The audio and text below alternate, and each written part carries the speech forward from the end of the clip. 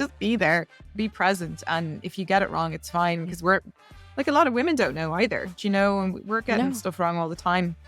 So yeah, it's an important one that we do all come from a menstrual cycle. If it wasn't for the menstrual cycle, we wouldn't be here. So there's a huge amount of power in that. No wonder we've been oppressed in it. If you're anything other than a woman, you may think that the menstrual cycle and period pain doesn't really affect you. But in fact, the only reason you exist here today in this world is because someone had a period. In this episode, we're chatting about how to transform your pain to your superpower with your cycle, chronic pain, trauma, and burnout. But before we dive in, please share this episode with everyone you think would benefit from listening, and like, share, and subscribe on YouTube, Apple, and Spotify. If you'd like to submit questions for our guests, receive exclusive gear, and even be featured on the show, visit the site and subscribe with a one-off donation or become a member for as low as $5 a month. So, who am I and why did I decide to create this show? Well, after unraveling all of the medical and pharmaceutical lies I had been told about my endometriosis, I educated myself and I was able to heal myself after 17 years of debilitating pain. Whether it's endo or any other disorder labeled as chronic, we expose the lesser known solutions that can heal your mind, your body, and your spirit. My experience inspired me to actually live my art, so I created an ongoing art series about it called Every Phase, where I powerfully illustrate how I healed myself as I live by the phases of the female cycle infradian rhythm clock. The artwork shows what's happening in the brain and in the body during each phase and reveals how to biohack and leverage this energy in your life. Watch for the newest release on the last Friday of this month and be the first to see it by subscribing on my website, meredithochoa.com.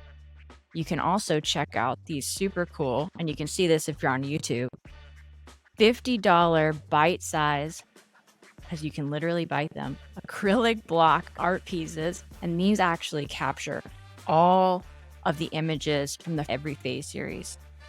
And they're super fun. You can stack them, collect them. They're limited edition, but super affordable still. And you can always still pick up a signed copy of my award-winning augmented reality book, Face Your Shit, Heal Yourself. So even though I was lied to for years by doctors promoting big pharma, I was able to find experts who helped me achieve the impossible. This show introduces them to you. Today we are chatting with health coach, therapeutic practitioner, and educator, Lisa DeYoung. Lisa specializes in women's health, the menstrual cycle, chronic pain, and trauma. She has a one-on-one private practice coaching clients all around the world, and is also the founder of the globally accredited professional training, menstrual cycle coaching, and facilitation professional training. She works via a holistic, integrative, and trauma-informed approach in all of her work and business. She brings a gentle yet powerful touch to her clients and groups supporting them in the understanding of their body. Most of her clients are those who have already been around the block to doctors, medical professionals, courses, have read books, etc. She has a particular interest in supporting people to feel empowered and hopeful in themselves when feeling stuck or lost. Lisa's practice is built on her own lived experience of chronic pain and her vast portfolio of professional training in women's health, coaching, trauma therapy, and other holistic modalities. Prior to this work, she has a background in communications and business with a degree from Trinity College in Dublin in business and French, and a master's of philosophy and linguistics. In her free time, she enjoys being with friends, family, traveling, and drinking tea.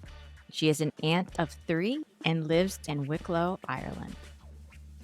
Lisa DeYoung, I am so excited to have you on Face Your Shit, Heal Yourself. How are you? Thank you, Meredith. Yeah, I'm okay today. I am on day 3 of my cycle. So Nice. there's a little tenderness still there, but I'm really good. And I'm really glad to be here chatting with you again, because you were on my podcast, I think, a month ago or so. I am honored, absolutely honored. And thank you for sharing that too. I think when we're on our cycle, and you know this, it's just such an intuitive time where we're able to share really profound messages. And Hmm. I We'll thank see you about for that. profound is a vague statement. It can cover a lot. I Um, mean, I have profound thoughts. It's just sometimes they don't come out very clearly, you got know? it. I do understand that Yeah. totally. So, being on day 3 of your cycle, what'd you have for breakfast this morning? Oh, yeah. So I had, it was a great question. I had an egg with toast. And Nice. I actually start my day always with a cup of green tea before I eat anything because it takes me a while to kind of wake up. Mm. And then I had an egg and toast. And I actually, on Wednesdays, I go to yoga. So it's important for me to get some protein before I do movement. So that's what I did. Yeah. Yeah, that's actually kinda similar to what I had, egg and avocado and toast, Oh, which nice. That's a good combo. Yeah. I'm obsessed with, Mhm. totally, and I like it. I do over medium because I'm like, "I gotta have that yolk." Oh, I Just know, ooze especially out. if there's, yeah, on the toast and avocado. Yeah. And it keeps you going for a long time then, doesn't it? If you have healthy fats. I love that about it. 100%. Yeah, good for your skin, good for Mhm. everything. It's awesome. Yeah. I'd love for you to share on the topic of healthy fats and things that are healthy for us. Yeah. Pain to Mhm. power is, a transition I feel like we're all confronted to make throughout this life. I'd love for you to share about your focus of moving from pain to power as a coach and as a therapist, and just how you got started in this field. Yeah, it's a good question. It's quite a long story. I won't go into all the details, but Okay. I'll take on a little journey. So I had chronic period pain since I was a teenager, since I began menstruating. And, like a lot of people who experienced a similar thing was actually similar to yourself, Meredith, in and out of Mhm. doctors and on and off different medications, mostly the contraceptive pill. And long story short, I decided to come off the pill because it just wasn't working for me and I was having other side effects. And then I discovered that I'd never been taught about my menstrual cycle adequately before. So I began educating myself about the endocrine system, hormones, the nervous system. I started to take courses. Then I learned a practice called menstrual cycle awareness and about the inner Wow. seasons of the menstrual cycle. And all this was all like I was working in an office navigating this personal journey with pain and hiding my pain. It was very like secret and not really many people knew about it because back then no one talked about periods. And I think the only people who knew were my mom and maybe my sister, if even, Yeah. and but I would call in sick and it was just this like mystery hanging over me every month and I just never could get to the bottom of it. And then and my mental health was pretty bad at the time as well. I had a lot of anxiety. So there was kind of a lot of chronic pain on all different levels of me happening. And so I just started to lean into healing tools and resources. I began therapy, began reading a lot more about healing and the body. And that was all personal. And then I started to do workshop women's circles in Dublin, in Ireland, women's workshops about the menstrual cycle, and they became very popular. And then I had an opportunity where a journalist wanted to feature my work in the mainstream media in Ireland. So that was a really, great opportunity. And it was a good time as well. It was a few years before the pandemic and the conversation of the menstrual cycle was becoming a little bit more mainstream. And so I got a little bit of traction and started to work with clients one to one. And then I did more training to understand how to do coaching. And I trained in trauma therapy. And I started to build a portfolio of skills and experience through working with people. So it's Mhm. just been a lot of learning and it's, very much been an organic journey. And the path has really led itself. And I've just stayed present and curious and followed it. I mean, it's been very up and down. But Mhm. yeah, I'm very happy to say now that I work with clients, with groups, and I teach professionals as well. Mhm. Yeah. And the reason I call my podcast and it from pain to power, and a lot of Mhm. my work is because a lot of my work is about that. It's about supporting. women and people with menstrual cycles to access their true power, their sense of sovereignty or agency in themselves, and to really own that for themselves. Yeah. Yeah, and it's so necessary right now, and it's been necessary throughout history, throughout all time, and I feel like specifically women have just been bulldozed and really bulldoze themselves. We bulldoze ourselves in not really looking and honoring our bodies and our cycle. And it's interesting that point you made about the pandemic because I feel like one of the silver linings for that was a lot of people were confronted with looking at themselves and their body because of lockdowns and everything else. And the conversation became more mainstream of our bodies, our health, our cycles as women, and, looking into the facts about that and all the things that we didn't know. So it's just a Yeah. really, really interesting path that took for you. Yeah, thank you. Like I was forced to go down it because it was like you, my pain was really bad to the Mhm. point where, I'll be really honest with you, I was having suicidal thoughts and Yeah. just it was really bad. And it was just, it wasn't a way to live. And, I was forced to go down it. I didn't necessarily know what was doing the corner and down the path. But thankfully, I did find a lot of support and really amazing teachers like yourself and practitioners and healers and guides, who helped me along the way. Definitely, and I'm so thankful now to even be having these conversations. I never ever thought in my journey, and I don't know if it's similar for you, but, it I definitely didn't have the attitude being in that much pain of, "Yeah, one day this is gonna be over." I know, No, it was never like that. It was no. like, "How the hell am I gonna get through this next second?" Right? Yeah. Oh So, my God. Yeah. Sometimes I still get pain, not to the same level, Meredith, at all as I yeah. had before, but I still live with pain that is, healing is never linear. And I do have moments where it can kind of creep back in a little bit. And I should be really careful with my thinking when that happens and the story I tell myself. So it's a practice of being present, isn't it, in your body when you have chronic pain. It really asks for you to stay present with the experience and meet your needs with where you're at and not go off interpreting things and projecting into the future. That's my tendency. My tendency is to be like, "Oh, I've pain again and I've done all this work and Yeah. it's just gone I've gone backwards." And then next month I'm actually fine, so there's so much unpredictability about it and uncertainty. And I think that's the piece at the moment that I'm realizing, like, this is a spiritual path. This is really asking me to Mm. be very present. It is 100%. And those stories we tell ourselves, what do you think are some of the most common stories or challenges that you hear about when women come to you with chronic pain, with trauma and burnout? Yeah. I do see a lot of trends. I think what I see in my practice is that, and I'm not saying this isn't true, it's kind of like a both and. So I'll Mhm. explain what I mean by that is a lot of people think it's only in their diet or in a lifestyle thing, like they need to be doing more meditation or more yoga or more exercise, or there's a practical thing that needs to be like they need to do something differently or behave differently, or they need to completely change their diet. And there's a lot of radical thinking about diet as well. That's another whole other conversation.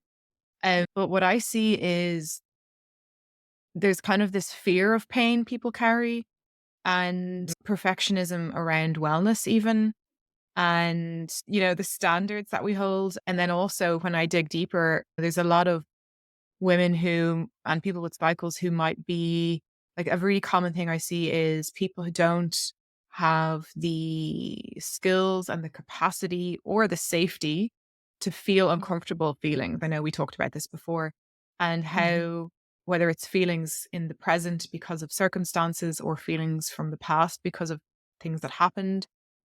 I work from a trauma informed perspective. So there's a reason why we don't feel feelings, and there's nothing wrong with you if you struggle with that.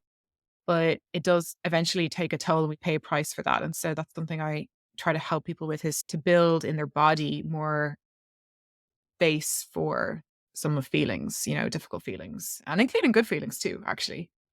So Yeah. yeah, we're in touch with those feelings. We can move through them and when we don't allow, when we are people who are highly sensitive. That's another trend I see, a lot of people who are very intuitive, highly sensitive, creative individuals with these difficulties.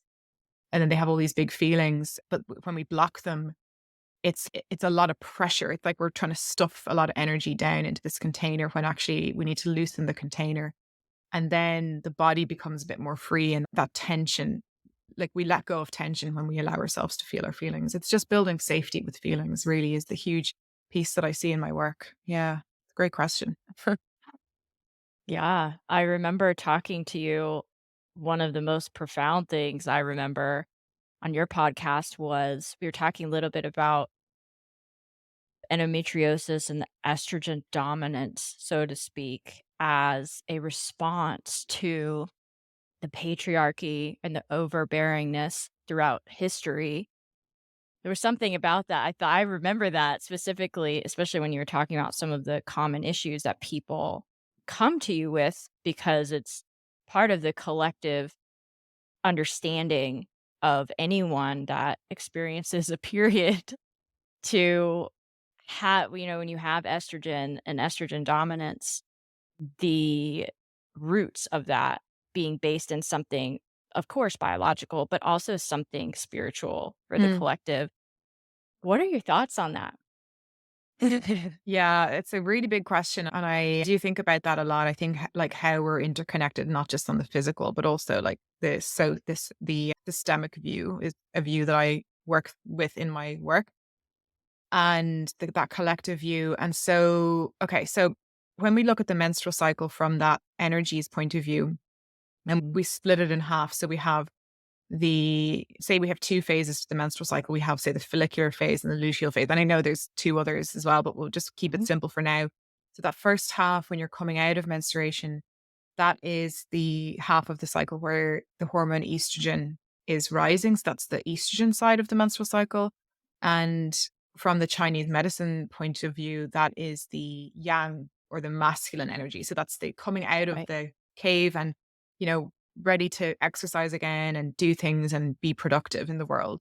And then the opposite of that is the yin, the waning side, waning moon, or the feminine side of the menstrual cycle. And that's the progesterone side of the menstrual cycle. And what a lot of the holistic health practitioners and nutritionists talk about these days is something called estrogen dominance. So, estrogen Mhm. dominance is where we have more estrogen in relation to progesterone. Okay. And so there's a dominance in the ratios. And when there is estrogen dominance, that can lead to inflammation. And then that can have an impact on conditions like endometriosis, PCOS, any kind of inflammatory condition in the body. And so that's all very on a biological level, but I do think there is an adaptive sort of response that happens because we live in a very quote unquote estrogen dominant world in terms of our values, i.e., masculine oriented, capitalism, productivity oriented. It's in our interest to be in that to live in that estrogen dominant side. And so I think the way I see it is like it makes sense to me that a lot of us are like that because our environment is like that and our culture is like that. So of course our bodies are going to respond to that. So that's kind of how I see it. And there's loads of ways that you can counteract that through diet and reducing chemical intake, like practical things. But I also think, like exactly like what you said there, Meredith, rejecting patriarchy, rejecting other systems of oppression, particularly things like ableism as well, that can be really helpful for just returning to a bit more balance in our hormones and in particular our nervous system and who we are as people with menstrual cycles and living cyclically in the world. And I'll give you an example. A lot of us, myself included, when, if you have a job and you feel sick, the majority of us will feel guilty or bad for calling in sick into work, right? And we don't like in a lot, even the employment laws in the countries aren't set up to encourage people to call in sick, right? So, in particular, I know in the US as well, but there's no encouragement there. We do pay a price for it. And then, of course, there's guilt and all this kind of thing. And we value ourselves on productivity and our ability to work. But when we really question those feelings and those values and ask ourselves, what are we doing to ourselves? And if we're pushing and burning out, then we're paying a huge price for it in terms of our health over the long term. Giving yourself permission to rest and seeing rest as a proactive thing as opposed to a reactive thing, that helps you to nourish yourself and have your, reconnect to your zest again and not just be in survival mode all the time. Right. That is rejecting ableism, that is rejecting patriarchal conditioning, the negative side to capitalism, because there's, positives to it as well. So it's something to think about is when we start to break those rules and not just go along with them. I think it's a huge benefit to ourselves and to the collective. Yeah, that's such beautifully said, especially the piece about, just being who you are and honoring your body is rejecting. It's not like go out and hate men. That's not No, no, what no. honoring your body has nothing to do with anyone else except for you. It's a very internal going from the inside rather than going out here and saying it's your fault, it's your responsibility, or you guys have oppressed us for years and that's why all this shit is happening. No, it's a more empowered sovereign state saying my body has the wisdom and everything that I need. And I Hmm. just need to really start listening to that. So it's just so beautifully said, and I wish that more people understood kind of the difference in masculine, feminine. They're polarities. They have nothing to do with sex or gender or really anything. It's polarities of energy. And the way we live in our society, like you said, is just all about what's on the outside, what you're producing, work, all of that. And so the goal is not to have either one to just be feminine or just be masculine. You need both. You have Yeah. both in life for a reason. And it's just with everything balance. And that's just if everyone lived that way, we wouldn't have these things like estrogen dominance or really anything Mm. dominant because it would be honoring everything that's already there, Yeah, you we'd be know? living more in the spectrum, there isn't, it's not black and white. There's a lot of gray area. And yeah, no, it's not, definitely not. When I use the term patriarchy, I know you know this, but it definitely isn't Yeah. anything about like hating men or anything. It's more about the values that patriarchy upholds and the invisible rules that it asks us to follow and the valuing of the linear and productivity at the cost of our wellness and all that kind of thing. Yeah. So, very curious, if you could have a gigantic billboard anywhere with anything on it, getting a message out, especially this is perfect question for what we just discussed. Getting a message out to, like, billions of people, what would it say and why? That's such a good question. I wish this was actually a thing that I could do. So, my answer to that is when you asked that, the first thing that came to my head was make your own decisions. And the reason I say that, I know that it sounds easy, but it's a lot easier said than done. The reason I say that is because going back to kind of your first questions about my work and my professional practice, what I see benefit people the most when I'm coaching people, it's not the information I give them, it's the permission with how to engage how to engage with it or not. So, for example, when I work with people who are struggling with their health or menstrual cycle or with chronic pain, a lot of those Mhm. people will have read a lot of books and they will have learned a lot of practical things that they can do to help their hormones. But then they can get very stressed about not doing it all correctly or doing the right things or doing it all. And what's really important is that we are able to live our life from this value of take what you like and leave the rest. And, Mhm. give yourself permission to just try things when you want and really get curious about what your preferences are. How do you know what your preferences are? What does that feel like in your somatic self in your body? And can you give yourself permission to just make your own decisions for yourself? Yeah, we need input. And I always turn to people who advise me in my life on things. But ultimately, you do have to make your own decisions and be really clear about whether something is coming from a should systemic cultural thing that we're shoulding ourselves, or if we do have access to our own internal compass, like you talk about a lot in your work, your intuition, your inner guide, and building that up and learning how to really be with your own sense of agency. And the reason I say all that, Mm. Meredith, is because I just from like doing my work for several years now, I see the best results in people when they start to build up that access to their own internal guide and Mhm. agency and decision making ability and just leaving whatever isn't for them on the table. And there's a lot of healing in Mm. that. Yeah. Oh, yeah. And so much power on a spiritual level as well. Really, it connects you to something much greater than even just something, the source and the connectedness between all of us is really what you get connected to when you start spending a little bit of time with yourself, Yeah. which is Yeah. which is wonderful and which is why we get so many benefits out of it. Yeah, and it can be yeah, and it can be so hard to do because a lot of people don't know what they want because they're so Mhm. used to following whatever and, that's understandable given the world we live in, and it's not easy. There's so many options these days, if you need a pair of black shoes and you go into a shoe store, like, it's hard. There's a lot of options, but to really sit with yourself and get quiet and be curious about it's almost like you're being curious about your curiosity. Like, what is your Yeah. curiosity saying to you and where is it Yes. leading you? And can you, like, what if you go into an ice cream shop and you're looking at all the flavors and you're moved towards one flavor over another? Like, why? What is it about that particular flavor that you prefer? And get curious about what is it in you that's drawing you to that flavor or color or whatever it is. And the more you get to know that little inner voice or guidance or whatever, the easier it gets then to be able to know what it is that you need and want in the world.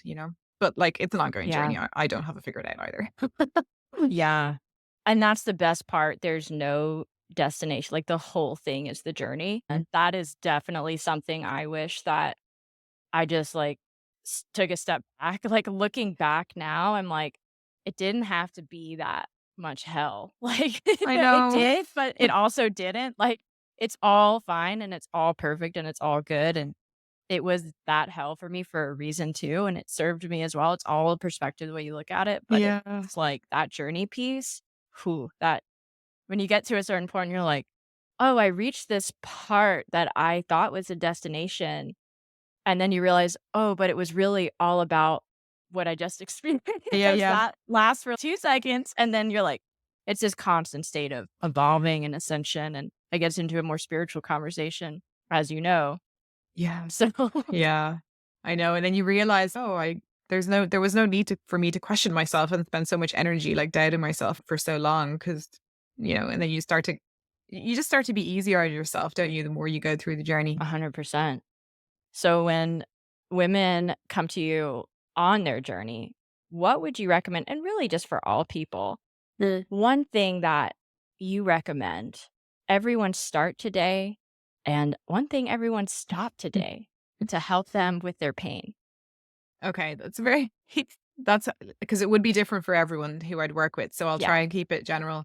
I do like practically speaking, I love I know you're into this as well, the stuff about balancing your blood sugar levels. I think that guidance is really helpful and it's very like if you have chronic pain, you most likely have inflammation.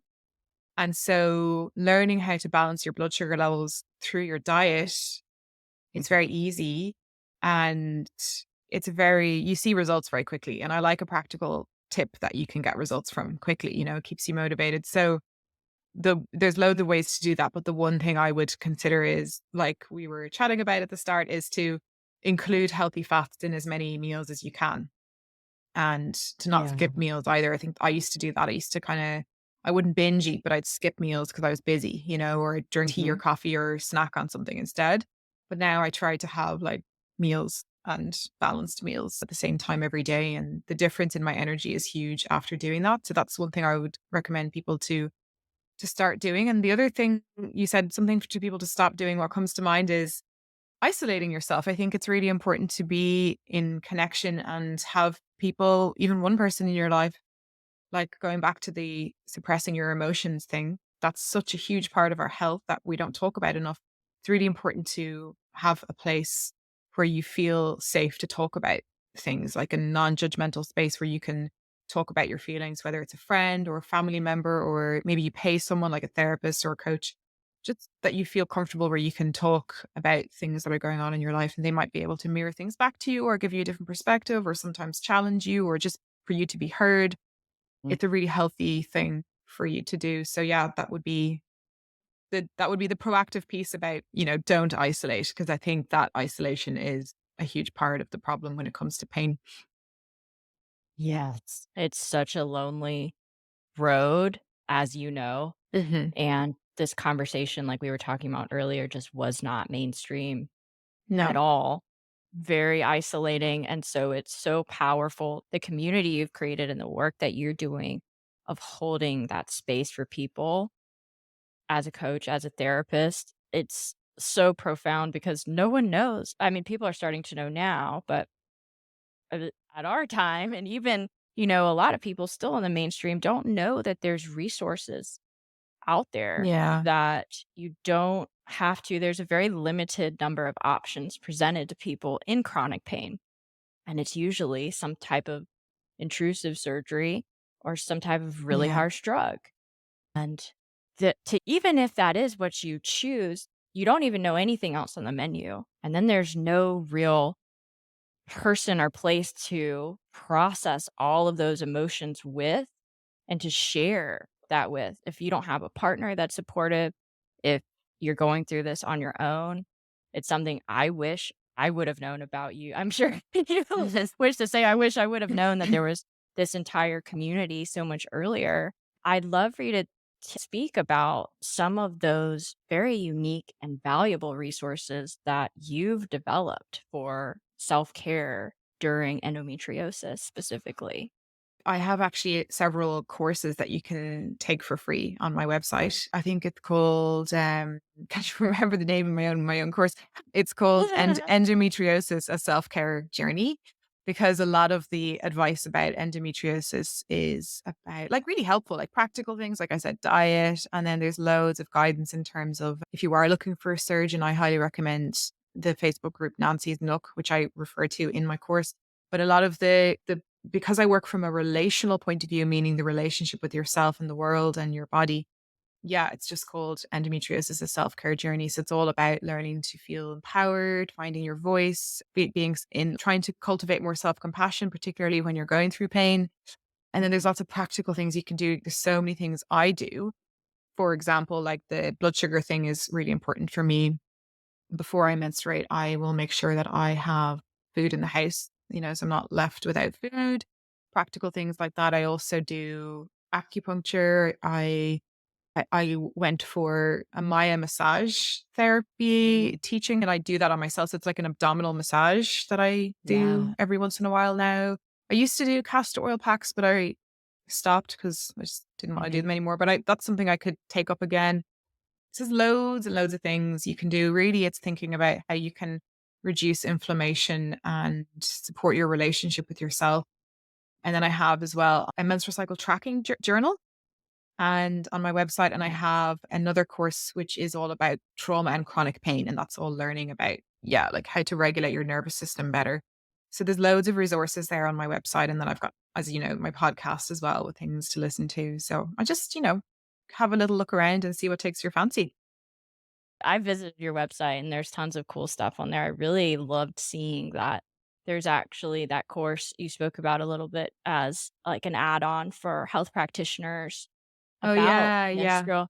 yeah. I'm just like, this should be required education for anyone that is coaching, especially when you're coaching women or anyone that has a period or is dealing with this, even partners, men. I mean, my husband, I feel like, has benefited from Mhm. understanding the phases and living cyclically himself. And he does a lot of the dinner cooking, and I do a lot of the breakfast and lunch. And so he really gets into it, and it's really connected us a lot. So I think this should be just like good for everyone to look That at. yeah, maybe we should make a course, for partners. There's an idea. It's A such partner a course. critical, Uh, yeah, it's so critical. And I remember a lot of the therapists that I saw on my journey, like pelvic floor physical therapist, and then I saw a sex therapist as well from some of the sexual trauma I experienced. My partner, and they were just like astounded that that was one of just the pillars of my recovery is that I had someone, not everyone has this, that was there every appointment, every surgery, like every time he could be. And I think a lot of men are really like, it's like a frightening thing, like the period, because they're like, I want to be politically correct and I don't want to offend anyone. Yeah. So I don't know if anything comes out of my mouth is going to be bad. So I'm Mhm. just going to not say anything. And it's like the quickest way to get a guy to stop talking to you. Just talk about your period. I know. Don't run. Like, so it's so indicative of the society you live in where it's so separated. And Yeah. it's like, dude, you came from a woman. We all did. We Mm. all are involved in this period conversation. Every single person on the earth. What are your thoughts on that?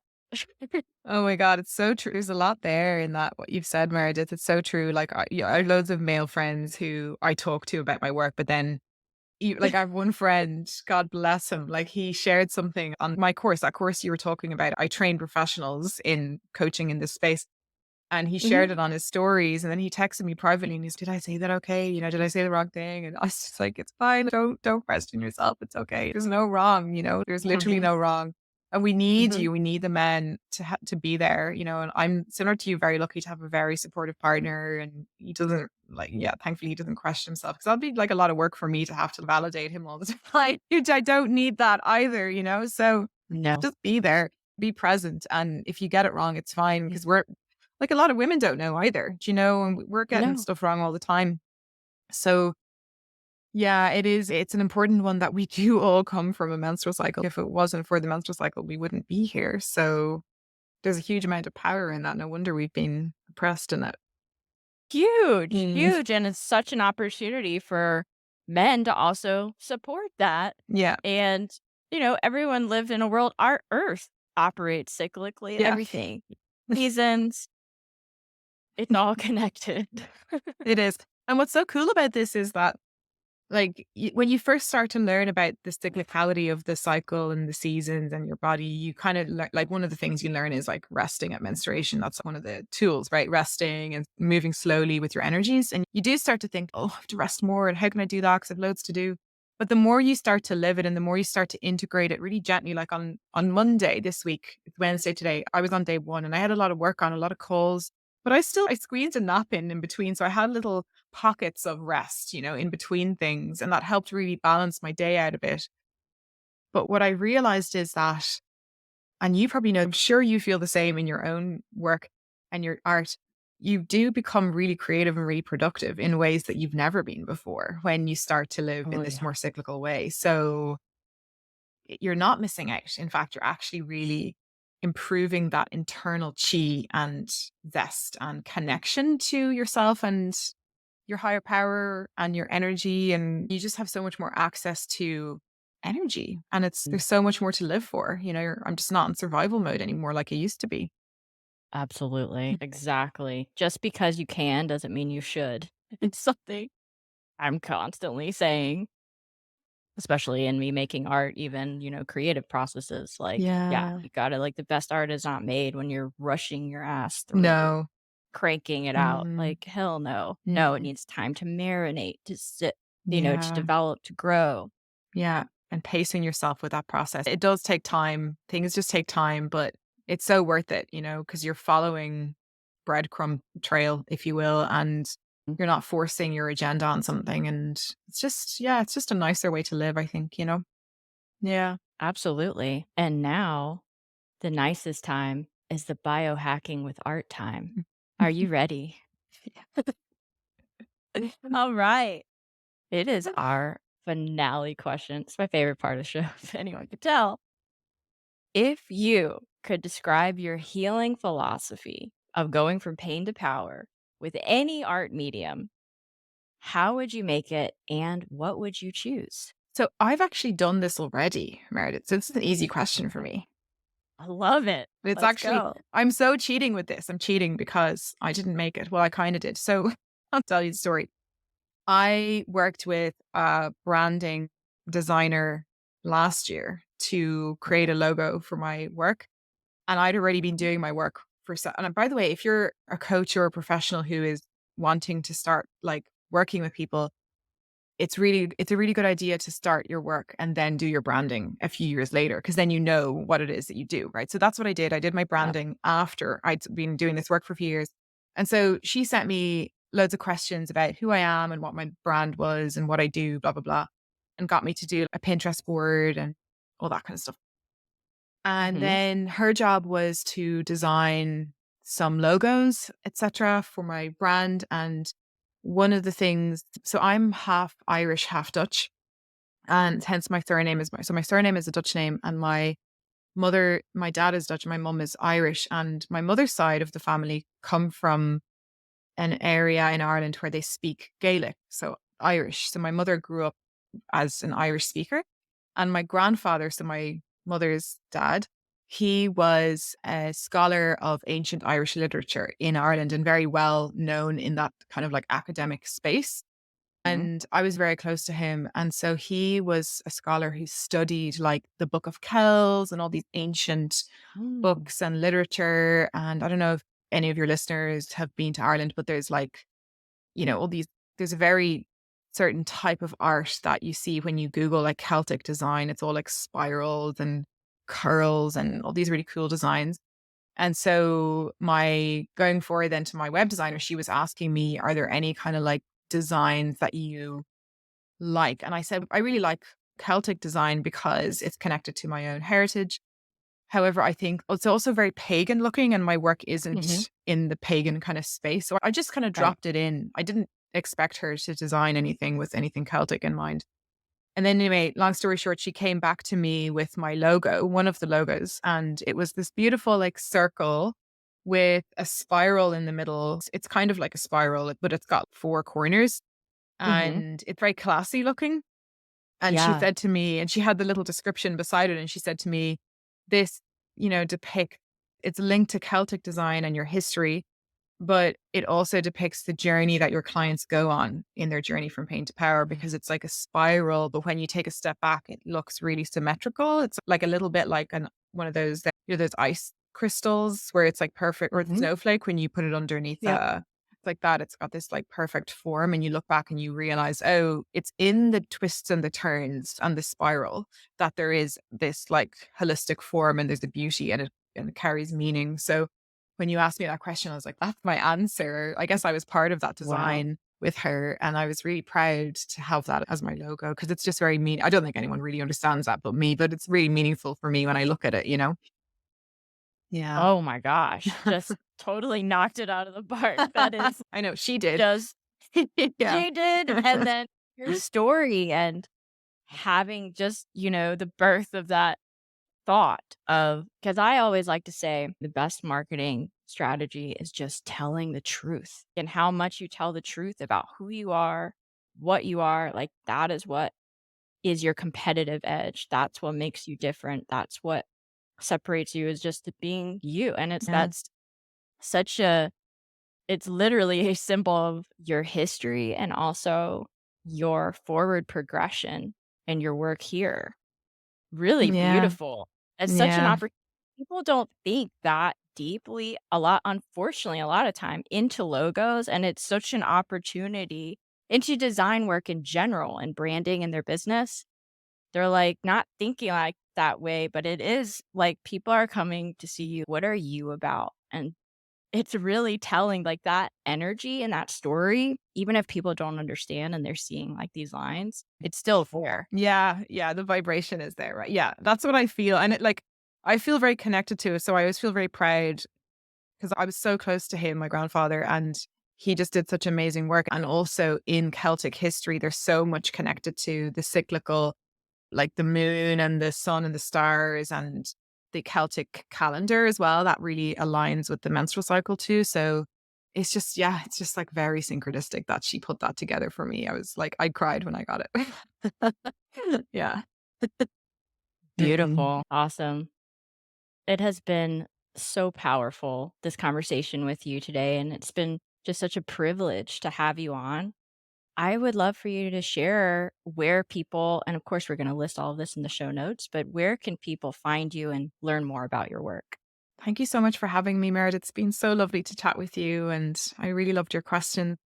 So people can find me on Instagram if you just type in Lisa DeJong, DeJong. And I have a website so you can find everything, all the resources and everything about me and my work on my website, lisadeyongcoaching.com. Awesome. Very cool.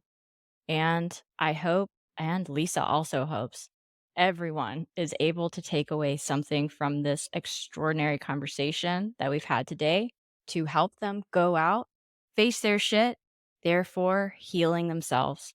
And remember, as always, the truth will set you free. We will see you all next time. Bye. Bye. Thank you. If you liked this episode or you think this show would be useful for someone else, the best way you can show your support is to share it on your social media outlets with family and friends, or subscribe with the link below to receive exclusive perks. And if you're feeling really generous, please leave a review on podchaser.com, YouTube, or Apple Podcasts, and pick up a signed copy of my book about how I healed myself from endometriosis on my Instagram at Meredith W. Ochoa. Thank you so much for listening and for having the bravery to face your shit and heal yourself.